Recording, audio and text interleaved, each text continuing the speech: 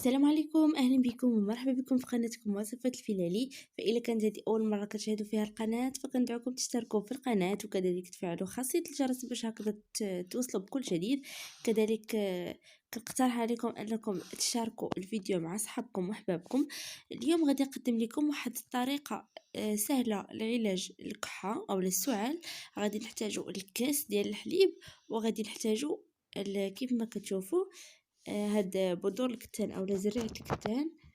كيف ما كتشوفوا ما غنحتاجش منها بزاف، تقريبا معلقه كبيره فقط.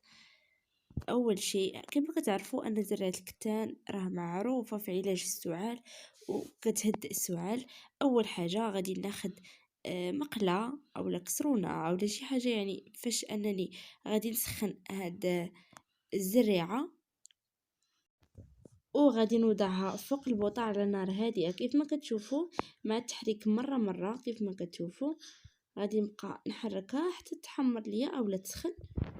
هنايا خديت طحانة اولا المولينكس، غادي نوضع فيها هذيك الزريعة اللي ديجا انا سخنتها بعد ما بردت ليا. كيف ما كتشوفوا غادي نسد عليها وغادي نطحنها مزيان حتى نحصل على واحد الخليط يعني رطب ولين. هكذا غادي نحصل على الفوائد ديالها، يعني غادي نستفد منها. دابا غادي ناخذ واحد كسرونه صغيره وغادي نوضع فيها كاس ديال الحليب، يعني الحليب باش انني نسخنه. غادي نوضع فيها معلقه كبيره ديال هاد الزريعه، تقريبا معلقه مع مرش. كيف ما كتشوفوا غادي نوضعها فوق البوطه حتى يسخن لي الخليط مع التحريك مره باش ما تكونوش عندي بعض الكرات الاسفل. اين فوا غادي يسخن لي هذا الخليط غادي نحيدو وغادي نشربو ساخن، يعني مازال سخون. هكذا غادي نساعد الكحبه باش انها تحيد اولا الكحه.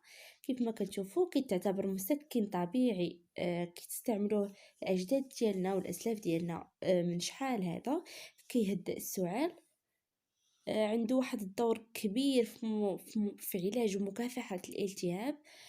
فإلا عجبكم فيديو اليوم واستفدتوا منه كندعوكم انكم تشتركوا في القناه وكذلك تفعلوا خاصية الجرس باش هكذا توصلوا بكل جديد. كيف ما كتعرفوا على هذا المشروب راه رائع، كنصحكم انكم تجربوه بزاف، حيتاش واحد المشروب اللي هو زوين سواء الكحه اللي كتكون جافه اولا الكحه اللي كتكون عامره، يعني بحال